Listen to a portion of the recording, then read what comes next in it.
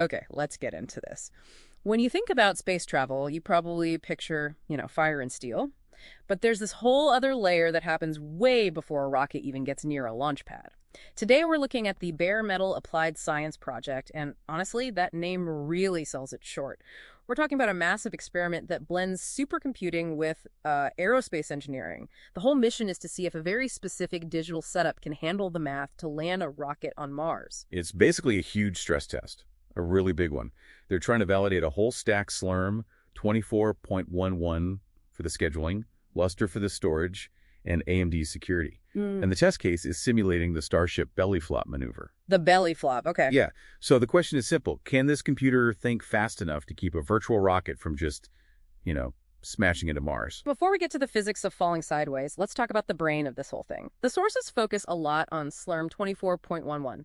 Now, for anyone not deep in high-performance computing, Slurm is the scheduler. It's the traffic controller. Right, but the old versions had this legacy problem. They called it the thread per RPC model. Okay, and what does that mean in practice? It's a classic bottleneck. Every time a user made a request, the controller would spin up a new thread, which is fine for a few jobs. But if you get a storm, say 1,000 jobs finishing all at once, the controller just gets flooded. It freezes solid. Like a cashier trying to serve everyone in the store at the exact same time? Exactly. Ew. And the 24.11 update fixes that with something called Convergence, the connection manager. A connection manager? Yeah, it basically rebuilds the architecture to work more like a web server, like in Jinx.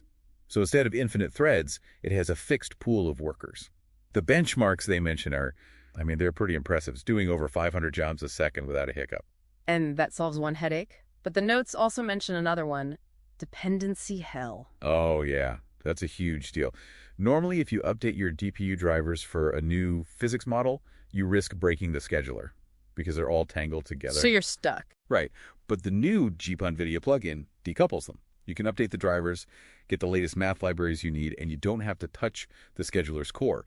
It makes the system way more resilient. And you need that resilience for something they call the oracle. It sounds a bit mystical. It does, but it's really just a very smart backfill scheduler. It looks ahead. Yeah. So if you have a massive job coming, like this 10,000 core full atmosphere simulation, the oracle makes sure to reserve the best possible hardware for it, the most compact, low latency stuff. It stops smaller jobs from, fragmenting the system. Okay, so the brain is ready. Let's apply that brain to the physics. Yeah. The Mars belly flop. And this is where it gets hostile. You're coming into the Martian atmosphere sideways to maximize drag. The drag coefficient is about 1.2. But the real problem is Mars's atmosphere itself. It's, 1% of Earth's density? So there's barely anything to push against. Exactly. Terminal velocity on Earth is maybe 60 meters per second. On Mars, it's closer to 90. You're falling incredibly fast. And I imagine that speed creates a massive data problem. You're trying to log every tiny detail of that fall. A standard file system like NFS would just choke. It's like a single funnel. So they use Lustre, which is a parallel file system. They use a technique called striping. Striping. Imagine tearing a file into 1,000 pieces and writing all those pieces to 1,000 different hard drives at the exact same moment. They're hitting write speeds of 50 gigabytes per second. You need that just to save the data from a crash in real time. And they're not even simulating a static planet. They use something called Marsgram. The global reference atmospheric model. Yeah. Yeah. Mars has seasons. The atmosphere's density changes. So they have to check if the landing controller still works during a Martian winter when the air is even thinner.